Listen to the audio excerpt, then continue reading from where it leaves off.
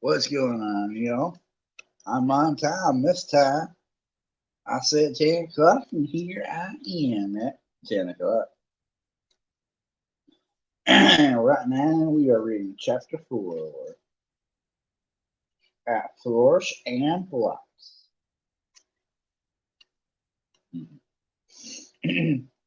Life at the Burrow was as different as possible from life on Prairie Drive. Dursley's liked everything neat and ordered. The Weasley's house burst with strange and unexpected. Harry got shocked the first time he looked in the mirror of the kitchen mantelpiece, and it shouted, "Check your shirt, Scruffy!" The ghoul in the attic howled and dropped pipes whenever he felt things were getting too quiet. And small explosions from Fred and George's bedroom were considered perfectly normal. What Harry found most unusual about life at Ron's, however, wasn't the talking mirror or the clinking ghoul. It was the fact that everybody there seemed to like him. Mrs. Weasley fussed over the state of his socks and tried to force him to eat 4 helpings at every meal. Mr. Weasley liked Harry to sit next to him at the dinner table so that he could bombard him with questions about life with the muggles, asking him how to explain things like plugs and the postal service work. Fascinating, he would say as Harry talked him through using a telephone. Ingenious, really. How many ways muggles have found of getting along without magic. Harry heard from Hogwarts one sunny morning about a week after he had arrived at the Burrow. He and Ron went down to breakfast to find Mr. and Mrs. Weasley and Jenny already sitting at the kitchen table. The moment she saw Harry, Jenny accidentally knocked her porridge bowl to the floor with a loud clatter. Jenny seemed very prone to knocking things over whenever Harry entered the room. She dived under the table to retrieve the bowl and emerged with her face glowing like the setting sun. Pretending he hadn't noticed this, Harry sat down and took the test Mrs. Weasley was offered him.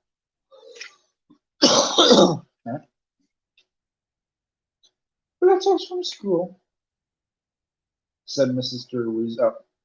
Whoops, give Mr. Weasley a female voice. "That's us from school," said Mr. Weasley, passing Harry and Ron identical envelopes with yellowish parchment, addressed in green ink. "Dumbledore already knows you're here, Harry. Doesn't miss a trick, that man. You've got two of them, too. You've got them, too," he added, as Fred and George ambled in, still in their pajamas. For a few minutes there was silence, as they all read their letters. Harry's told him to catch a Hogwarts Express as usual from King's Cross Station on September 1st. There was also a list of the new boats he'd need for the coming year. Second-year students were, and I don't know why I'm reading this in McGonagall's voice, but I am because I want to. So assuming. Um,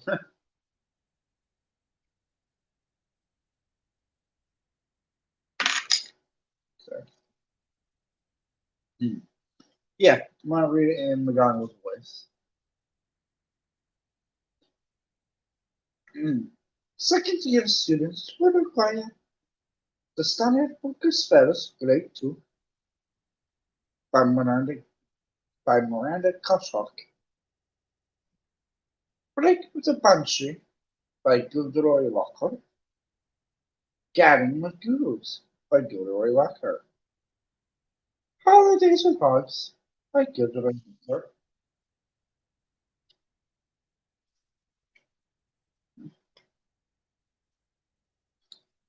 Travel with Trolls by Gilderoy Lockhart. Hey, welcome into the one who just joined.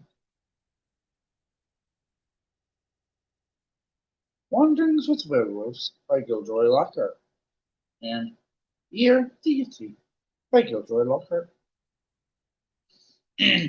Fred, who had finished his own list, peered over at Harry's. You've been told to get all of Lockhart's books too, he said. The new defense against the Dark Arts teacher must be a fan. That is a witch. At this point, Fred caught his mother's eyes and quickly busied himself with the marmalade. That lot won't come cheap, said George with a quick look at his parents. Lockhart's books are really expensive. Yep, we'll manage, said Mrs. Weasley. But she was worried. I expect we'll have to pick up a lot of Jimmy's things secondhand. Oh, are you starting Hogwarts this year? I asked Jenny. She nodded, blushing to the roots of her flaming hair, and put her elbow in the butter dish. Fortunately, no one saw this except Harry, because just as then Ron's older brother Percy walked in. He was already dressed, his Hogwarts prefect badge pinned to his sweater vest. Morning, all, said Percy briskly. Lovely day. He sat down in the only remaining chair, but leapt it up again almost immediately, pulling from underneath him a molting gray feather duster. That's what Harry thought it was, until he saw that it was breathing. Errol, said Ron, taking the limp owl from Percy and extracting a letter from under its wing. Finally, he's got Hermione's answer. I wrote to her saying we were going to try and rescue you from the Dursleys. He carried Errol to a perch just inside the back door and tried to stand him on it. But Errol flopped straight off, so Ron laid him on the draining board instead, muttering, pathetic. Then he ripped open Hermione's letter and read it out loud. Dear Ron, and how happy if you're there.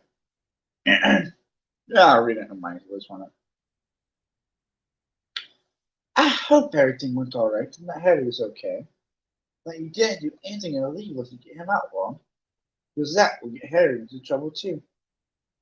I've been really worried about Harry, and if Harry is all right, will you please let me know at once? But perhaps it'd be better if you use a different owl, because I don't think another delivery might finish her one off. I'm very busy with schoolwork, of course. How can she be?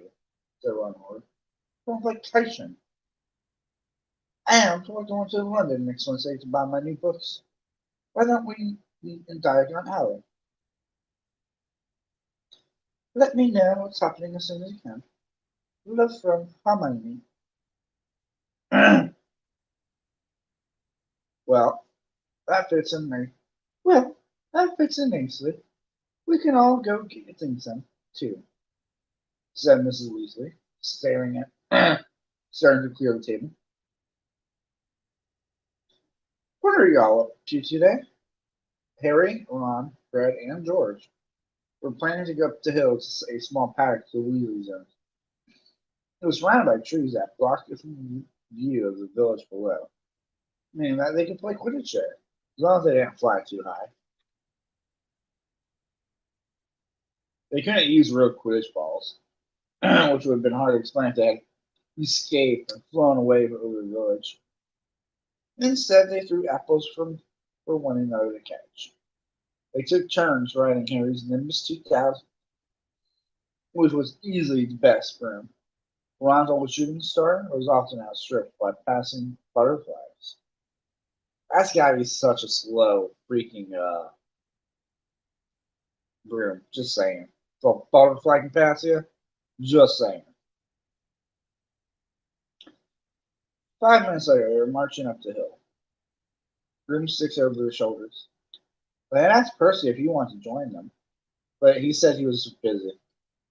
Harry had only seen Percy at mealtime so far. Six sharp in his room for the rest of the time. Wish I know what he was up to, said Fred frowning.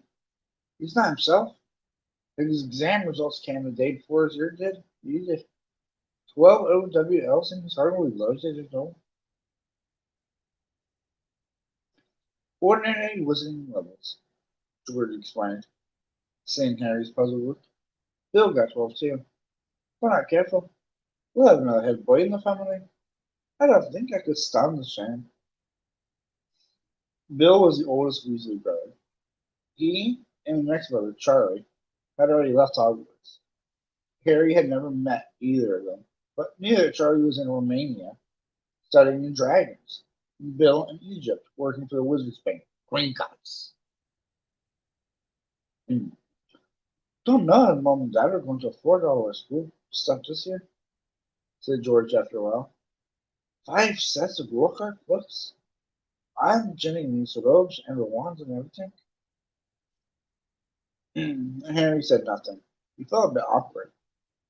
Stored in an underground vault of Gringotts in London was a small fortune that his parents had left him. Of course, it was only in the wizarding world that he had money. He couldn't use scallions, sickles, and nuts in the mobile shops. He had never mentioned his Gringotts bank account to the Dursleys.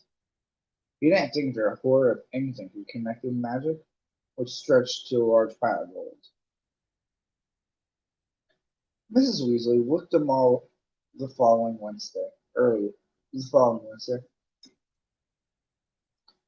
After a quick half-dozen bacon sandwiches each, they pulled on their coats, and Mr. and Mrs. Weasley took a flower pot off the kitchen mantelpiece and peered inside. I'm running low, Arthur. We'll have to buy some more today. I will. Guess first. After you, Hetty dear. And she offered him the flower pot. Harry stared at them all, watching him. What am I supposed to do? He stammered. You just never tried by flute powder, said Ron silently. Sorry, Hetty. I forgot.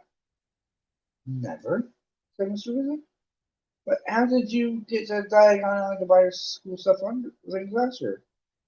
I went on the underground. Really? Said Mr. Weasley eagerly. Were there escapadors? How exactly? Not now, Arthur, said Mrs. Weasley.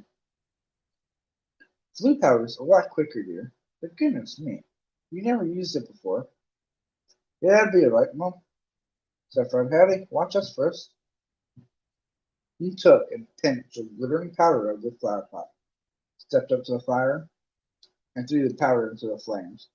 With a roar, the fire turned emerald green and rose higher than Fred, who stepped right into it, shouted, Diagon Alley! And vanished. You must speak clearly, dear, Mrs. Weasley told Harry, as George dipped his hand into the flower pot. And be sure to get it out at the right what? Said Harry, nervously as the fire roared and George whipped outside too. And whipped George outside too. Well, there are an awful lot of wizard fires to choose from, you know. But as long as you've spoken clearly.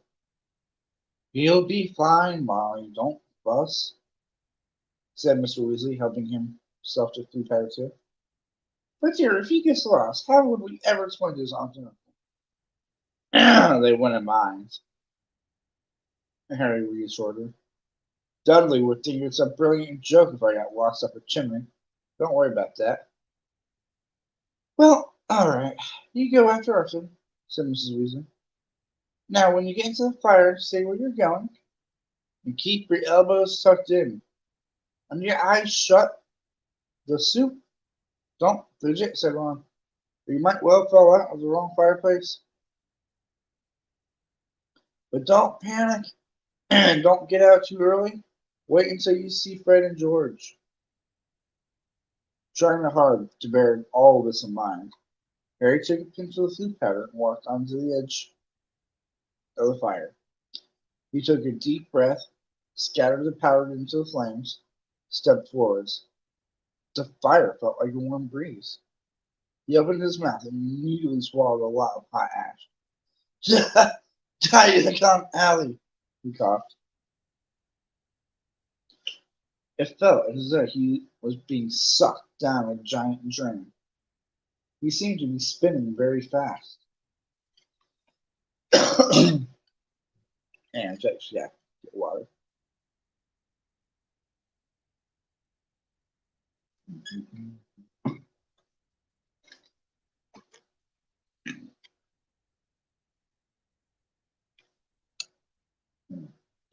It felt as though he was being sucked down a giant drain.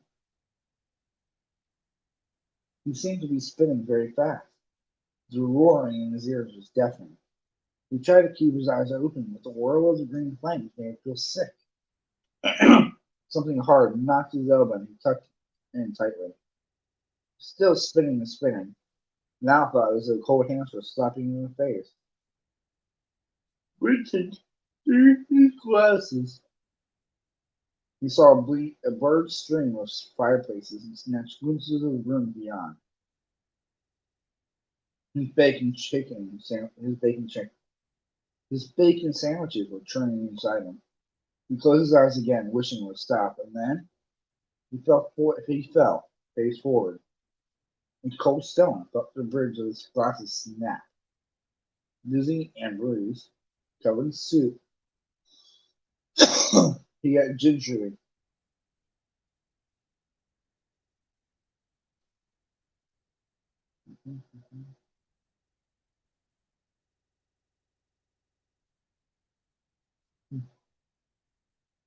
Gingerly to his feet, holding his broken glasses up to his up to his eyes.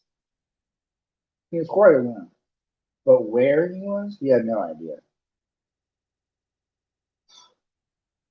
All he could tell was that he was standing in the stone fireplace of what looked like a large, dimly lit wizard shop. But nothing in here was ever likely to be on a Hogwarts school list. A glass case nearby held a withered hand on a cushion, a blood-stained pack of cards, and a staring glass eye. Evil-looking masks stared down from the walls. An assortment of human bones lay upon the counter, and rusty, spiked instruments hung from the ceiling. Even worse, the dark, narrow street here you could see through the dusty shop window was definitely not Diagon Alley. Welcome in, whoever just joined. The sooner he got out of here, the better. Nose still stinging from where he had hit the hearth, Harry made his way swiftly and silently toward the door. But before he got halfway toward it, two people appeared on the other side of the glass. And one of them was the very last person Harry wanted to meet when he was lost, covered in soot and wearing broken glasses. Draco Malfoy. Harry looked quickly around and spotted a large black cabinet to his left. He shot inside it and pulled the doors closed, leaving a small crack to peer through. Seconds later, a bell clanged, and Malfoy stepped into the shop. The man who followed could only be Draco's father. He had the same pale, pointed face and identical, cold, gray eyes. Mr. Malfoy crossed the shop, looking lazily at the items on display and ringing a bell on the counter before trying to summon saying, "Touch nothing, Draco." Malfoy, who had reached for the glass eye, said, "I thought you were going to buy me a present." "Or so. I would buy you a racing rum," said his father, drumming his father's on the counter. "What's the good of that if I'm not on the house team?" said Malfoy, looking sulky and bad tempered. "Harry Potter got a newest 2000 last year. Special permission from Dumbledore so he play for Gryffindor. He's not even that good. It's just because he's famous. Famous for having a stupid scar on his forehead." Malfoy bent down to examine a shelf full of skulls. "Everyone thinks he's so smart. One for Potter with a scar and his broomstick." "You have told me this at least a dozen times already," said Mr. Malfoy with a quilling look at his son. "And I would remind you of this It is not prudent to appear less than fond of Harry Potter, not when most of our time regard him as a hero who made the Dark Lord disappear. Ah, Mr. Morgan. A stooping man had appeared behind the counter, smoothing his greasy hair back from his face. Mr. Mudford, what a pleasure to see you again, Mr. Morgan said in a voice as oily as his hair. Delighted. And young Mr. Mudford too, chum. How may I be of assistance? I must show you, just like today, I'm very reasonably priced. I'm not buying today, Mr. Morgan, but selling, said Mr. Mudford.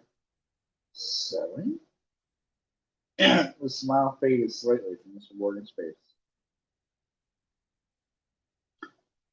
We have heard, of course, that the ministry is conducting more raids, said Mr. Malfoy, taking a roll of parchment from his inside pocket and rattling it to Mr. Morgan read. I have a few items at home that might embarrass me. The ministry, what they call. Mr. Morgan fixed a pair of pencils to his nose and looked down at the list. The ministry wouldn't presume to trouble you, said surely. Mr. Malfoy's lip curled. I have not yet been visited. The name Malfoy still commands a certain respect. Yet the ministry grows ever more meddlesome. There are rumors about a new Mother Protection Act. No doubt that flea-bitten, muggle-loving fool Arthur Weasley is behind it. Harry felt hot, a surge of anger. And as you see, certain of these poisons might make it appear. I understand, of course, said Mr. Morgan. Let me see. Can I have that? Interrupted Draco, pointing at the weird hand on his cushion. Ah, the hand of glory, said Mr. Morgan, abandoning Mr. Malfoy was obscuring the Draco. Insert a candle and gives light only to the holder. Best friend of thieves and plunderers. Your son has fine taste, sir. I hope my son will not be more than a thief or a plunderer, Morgan, said Mr. Malfoy coldly. And Mr. Morgan said quickly, no offense, sir. No offense meant. Although if his grace don't pick up, said Mr. Malfoy, more coolly still. That may indeed be all he is fit for. It's not my fault, retorted Draco. The teachers all have favorites. That Hermione Granger. I would have thought you'd be ashamed that a girl in a wizard family beat you in every exam, snapped Mr. Weasley. Said Harry under his breath, pleased to see Draco was looking both abashed and angry. It's the same all over, said Mr. Morgan in his oily voice. Wizard blood is counting for less everywhere. Not with me, said Mr. Malfoy, his long nostrils flaring. No, sir, nor with me, sir, said Morgan with a deep bow. In that case, perhaps we can return to my list, said Mr. Malfoy shortly. I am in something of a hurry, Morgan. I've a very important business aspect today. They started to haggle. Harry watched nervously as Draco drew nearer and nearer to his hiding place, examining the objects for sale. Draco paused to examine a long coil of hangman's rope and to read smirking The card propped on a magnificent necklace of opals. Caution, do not touch. Cursed. Has claimed the not rise with 19 mogul owners a day. Holy shit. And mind you, that's actually the necklace that Katie Bell touches and almost dies from in the sixth book. Died about foreshadowing. Draco turned away and saw the cabinet right in front of him. He walked forward. He stretched out his hand for the handle. Done, Mr. Malfoy said at the counter. Come, Draco.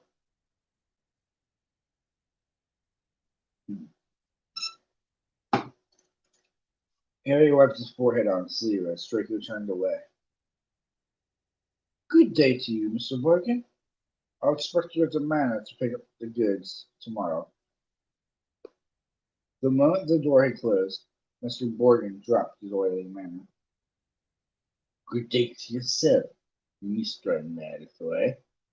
And if the stories are true, you haven't told me half of what's hidden in your manor. Muttering darkly, Mr. Borgin disappeared into a back room. Harry waited for a minute in case he came back. Then, quietly as he could, slipped out of the cabinet, past the glass cases, and out of the shop door. Clutching his broken glasses to his face, Harry stared around. He had emerged into a dingy alleyway that seemed to be made up entirely of shops devoted to the dark arts.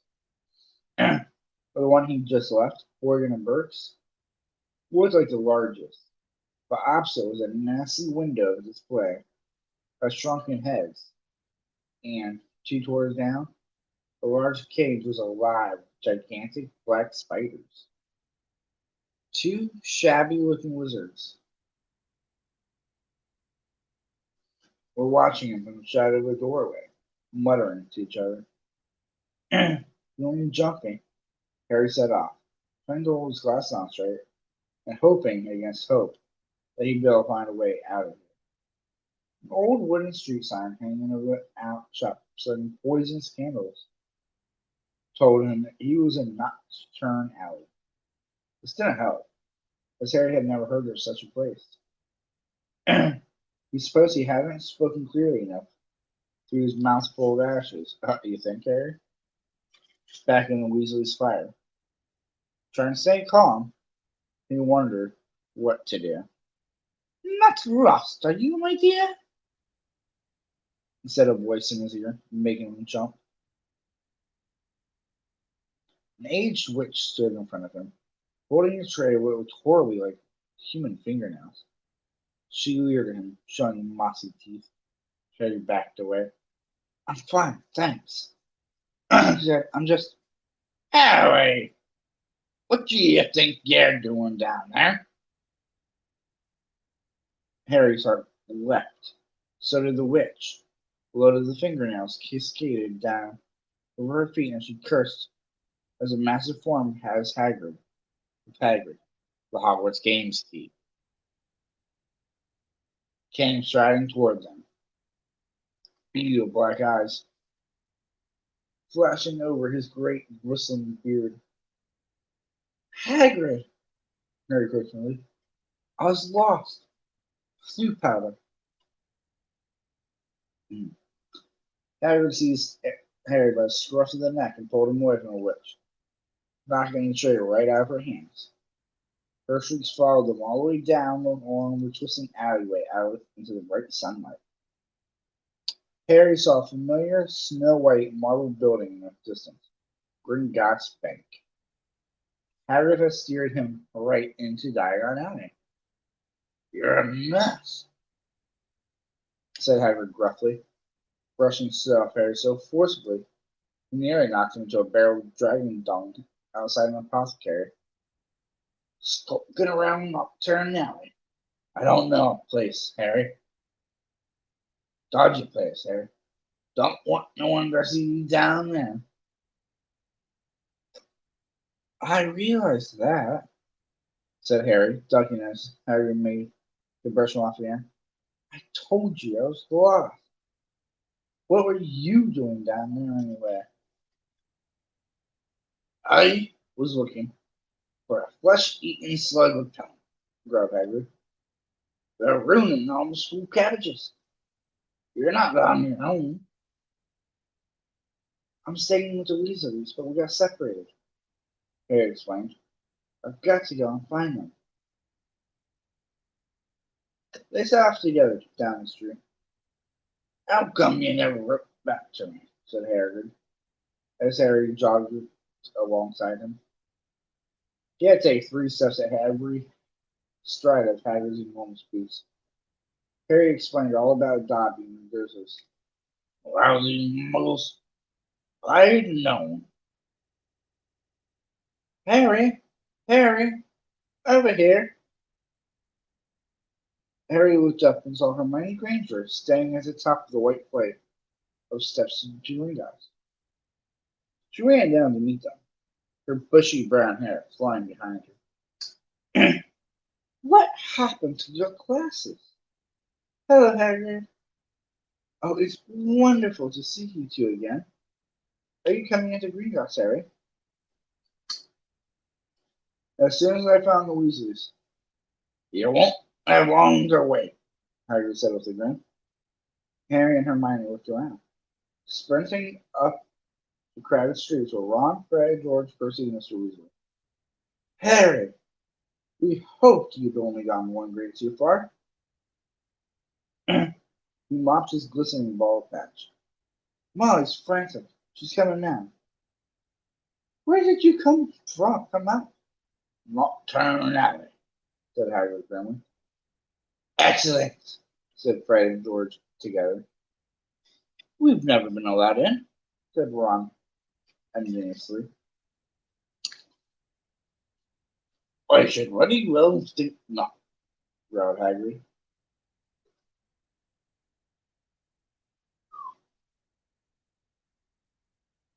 Yeah, seeing how many more pages are left in this chapter, chat. Not too much.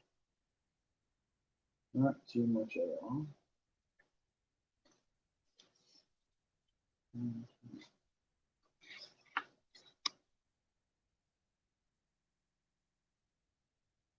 One, two, three, 4, 6,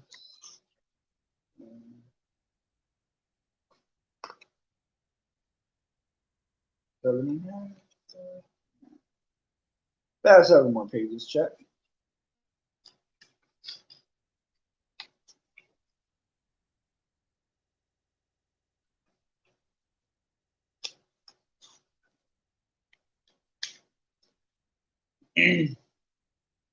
Mrs. Weasley now came galloping into view, her handbag swinging wildly in one hand, Ginny just clinging onto the other. Oh, Harry! Oh, my dear! You could have been anywhere! Gasping for breath, she pulled a large clothes brush out of her bag and began sweeping off the soot Hagrid had it 9 feet away.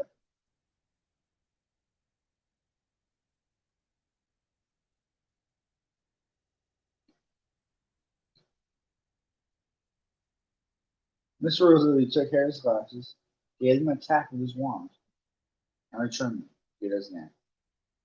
Well, gotta be off, said Hagrid, who was having his wand and his hand wrung by Mrs. Weasley. Nocturne Alley, you haven't found him, Hagrid. See you Hogwarts, and straight away, head and shoulders taller than anyone else in the pack of the street. Guess who I saw in Borgin and Burke's? Harry asked Ron and Hermione as they climbed the Gringotts step. Malfoy and his father. Did Lucius Malfoy buy anything? Said Mr. Weasley sharply behind him. No, he was selling. So he's worried, said Mr. Weasley with a grim satisfaction. Oh, I'd love to get Lucius Malfoy for something. You'd better be careful, Arthur, said Mrs. Weasley sharply as they were bowed into the bank by Goblin's door. That family's trouble. Don't go biting off more than you can chew. So you don't think I'm no match for Lucius Malfoy? Said Mr. Weasley indignantly. But he was distracted almost at once by the sight of Hermione's parents, who were staring nervously at the counter that ran all along the marble hall, waiting for Hermione to introduce them. But Muggles, said Mr. Weasley politely, we must have a drink. What's that you got there? Oh, you're changing Muggle money? Molly, look! He pointed excitedly at the 10-pound notes in Mr. Ranger's hands. Meet you back here. Ron said that Hermione as the Weasleys and Harry were led off to underground vaults by another Gringotts goblin. The vaults were reached by means of small, goblin-driven carts that sped along miniature train tracks through the bank's underground tunnels. Harry enjoyed the breakneck journey down to the Weasley's vault, but felt dreadful, far worse than he had in Nocturne Alley when it was open. There was a very small pile of silver sickles inside, and just one gold galleon. Mrs. Weasley felt right into the corners before sweeping the whole lot into her bag. Harry felt even worse when they reached his vault. He tried to block the contents from view as he hastily shoved handfuls of coins into the leather bag. Back outside on the marble steps, they all separated. Percy muttered vaguely about new Quill. Fred and George, as spies their friend from Hogwarts, rejoiced. Mrs. Weasley and Ginny were going to a second-hand robe shop. Mr. Weasley was insisting on taking the Grangers off to Leaky Cauldron for a drink. We'll all meet at Flourish and Blotts in an hour. So buy your school books, said Mr. Weasley. Mrs. Weasley said, setting off with Ginny. And not one step down Nocturne Alley, she shouted at the twins' retreating backs. Harry, Ron, and Hermione strolled off along the winding cobbled street. The bag of silver, gold, and bronze. Genuine, whatever, Alex. Much appreciated for you stopping in, my guy. And Harry's pocket was clamoring to be spent. So he bought 3 large strawberry and peanut butter ice creams. Ew. Was they slurped happily as they wandered up the alley, examining the fascinating shop windows. Ron gazed longingly at a set full of chubby cannon robes in the windows of quality clear supplies, so Hermione dragged him off to buy ink and parchment next door. And Gamble and Jape's wizarding shops, they met Fred, George, and Ron and Lee Jordan, who were stocking up on Dr. Philly Buster's fabulous Wet Start No Heat fireworks, and in a tiny junk shop full of broken wands, lopsided brass scales. How you doing, Giant Robs, by the way? Lopsided brass scales and old clothes covered in potion stains. They found Percy, deeply immersed in a small and deeply boring book called Prefects Who Gained Power. A story of Hogwarts prefects in their later careers. Ron read aloud up to back cover. That sounds fascinating. Go away, Percy snapped. Of course, he's very ambitious, Percy. He's got it all planned out. He wants to be Minister of Magic. Ron told Harry and Hermione in an undertone as they left Percy to it. An hour later, they headed for Flourish and Blotts. They were by no means the only ones making their way to the bookshop. As they approached it, they saw to their surprise a large crowd jostling outside the doors. trying to get in. The reason for this was proclaimed by a large banner stretched across the upper windows. Gilderoy Lockhart will be signing copies of his autobiography, Magical Me, today, 10:30 p.m. to 4:30 p.m. We can actually meet him? Hermione squealed. I mean, he's written almost the whole book list. The crowd seemed to be made up of mostly witches of Mrs. Weasley's age. A harassed-looking wizard stood at the door, saying, "Calmly, please, ladies. Don't push there. Mind the books now." Harry, Ron, and Hermione squeezed inside. A long line wound right into the back of the shop, where Gilderoy Lockhart was signing his books.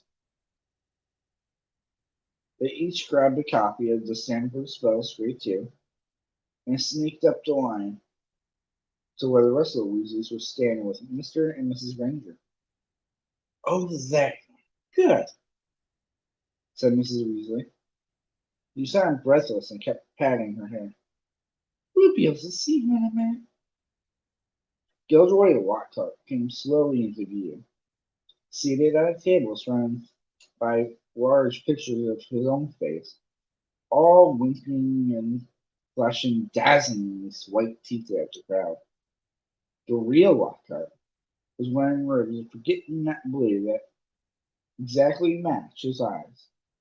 His pointed wizard's hat was just as jaunty as an angle on his wavy hair. A short, irritable-looking man was dancing around, taking photographs with a large black camera that emitted puffs of purple smoke with every blinding flash. "Out of the way, there!" he snarled at Ron, moving to get back a better shot. "This is for the Deadly Prophet." "Big deal," said Ron, rubbing his foot where a photographer had stepped on it. Gilderoy Lockhart heard him. He looked up. He saw Ron, and then he saw Harry. He stared. Then he leapt to his feet and positively shouted, "It can't be Harry Potter!" The crowd parted, whispering excitedly. Lockhart dived forward, seized Harry's arm, and pulled him to the front. The crowd burst into applause. Harry's face burned as Lockhart shook his hand for the photographer, who was clicking away madly, wafting thick smoke over the Weasleys. "Nice big smile, Harry," said Lockhart through his own gleaming teeth. "Together you and I are worth the front page." When he finally let go of Harry's hand, Harry could hardly feel his fingers. He tried to settle back over to the Weasleys, but Lockhart threw an arm around his shoulders and clamped him tightly to the side. "Ladies and gentlemen," he said loudly, waving for quiet, "what an extraordinary moment this is! The perfect moment for me to make a little announcement I've been sitting on for some time. When young Harry here stepped into Flush and Buster Day, he only wanted to buy my autobiography, which I shall be happy to now present him now, free of charge." The crowd applauded him again. "He had no idea," Lockhart continued, giving Harry a little shake that made his glass slip to the end of his nose, "that he would shortly be getting much, much more than my book, Magical Me. He and his schoolmates will, in fact, be getting the real Magical Me. Yes, ladies and gentlemen, I have the great pleasure and pride in announcing that this September I will be taking the post of Defense Against the Dark Arts teacher at Hogwarts School of Witchcraft and Wizardry." The crowd cheered and clapped, and Harry found himself being presented with the entire works of Gilderoy Lockhart. Staggering slightly under their weight, he managed to make his way out of the limelight to the edge of the room, where Ginny was standing next to her new cauldron. "You have these," Harry mumbled to her. tipping the books into the cauldron. I'll buy my own. Bet you love that, didn't you, Potter? Said a voice Harry had no trouble recognizing. He straightened up and found himself face to face with Draco Malfoy, who was wearing his usual sneer. Famous Harry Potter, said Malfoy. Can't even go into a bookshop without making a front page. Leave him alone. You didn't want all that, said Jane. It was the first time she had spoken in front of Harry. She was glaring at Malfoy. Potter, you got yourself a girlfriend, drawled Malfoy. Ginny went scarlet as Ron and Hermione fought their way over, both clutching stacks of Lockhart's books. Oh, it's you, said Ron, looking at Malfoy as if you were something unpleasant on the sole of his shoe. Bet you're surprised to see Harry here, huh? Eh? Not, a, not as I was in... Hang on, chat, sorry. Not as I'm surprised to see you in a shop, Weasley, poor Malfoy. I suppose your parents will go hungry for a month to pay for all those. Ron went as red as Ginny. He dropped his book into the cauldron too, and started toward Malfoy, but Harry and Hermione grabbed the back of his jacket. Ron, said Mr. Weasley, struggling over with Fred and George. What are you doing? It's too crowded here. Let's go outside. Well, well, well. Arthur Weasley. It was Mr. Malfoy. He stood with his hand on Draco's shoulder, sneering in just the same way. Lucius, said Mr. Malfoy, nodding coldly. Busy time at the ministry, I hear, said Mr. Malfoy. All those raids. I hope they're paying you overtime. He reached into Ginny's cauldron and extracted from amid the glossy locker books a very old, a very battered copy of A Beginner's Guide to Transfiguration. Obviously not, said Master Malfoy. Dear me, what's the use of being disgraced to the name of wizard? They don't even pay you well for it. Mr. Weasley flushed darker than either Ron or Ginny. We have a very different idea of what disgraces the name of wizard, Malfoy, he said. Clearly, said Mr. Malfoy, his pale eyes straining to Mr. Malfoy and to Mr. and Mrs. Ranger, who were watching apprehensively. Eh, not bad judgment. The company you keep, Weasley. And I thought your family could sink no level. There was a thud of metal as Ginny's cauldron went flying. Mr. Weasley had thrown himself at Mr. Malfoy, knocking him back into a bookshelf. Let's go, Arthur Weasley! Fight! Fight! Fight! Oh, sorry, Chet. Knocking him backward into a bookshelf. Dozens of heavy spellbooks came thundering down on their heads. Here we go. Get him, Dad! From Fred and George. Mrs. Weasley shrieking, No, Arthur, no! The crowd stampeded backward, knocking more shelves over. Gentlemen, please, please, cried the assistant, and then louder of them all. Break it up there, gents, break it up. Hagrid was waiting through the sea of books. In an instant, he had pulled Mr. Weasley and Mr. Malfoy apart. Mr.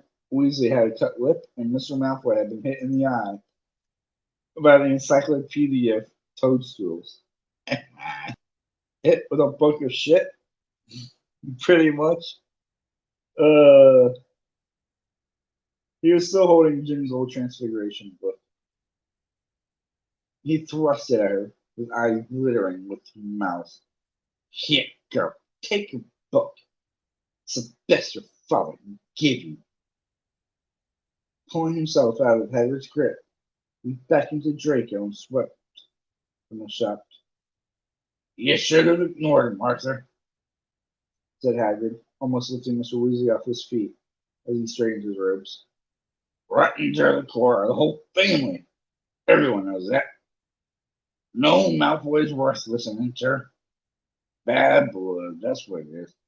Come on now, get out of here.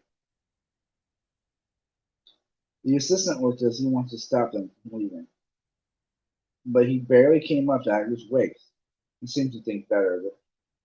They hurried up the street, the Granger shaking with fright, and Mrs. Weasley beside herself with fury. A fine example to set for your children. Brawling in public. What Gilderoy Lockhart must have thought. He was pleased, with pride. Didn't you hear him as we were leaving? He was asking that book from a Daily Prophet if he'd be able to work to fight into the fort. Said it was all publicity. But it was a subdued group that headed back to the fireside in the cauldron, where Harry, the Weasleys, and all their shopping would be traveling back to the burrows using flea powder. They said goodbye to the Grangers, who were leaving the pub for the 6 Muggle Streets on the other side. I don't know where I got 6 from, but the Grangers, who were leaving the pub for the Muggle Street on the other side. Mr. Weasley started to ask them how bus stops worked, but stopped quickly at the look on Mrs. Weasley's face. Harry took off his glasses and put them safely in his pocket before helping himself to the food powder. It definitely wasn't his favorite way to travel.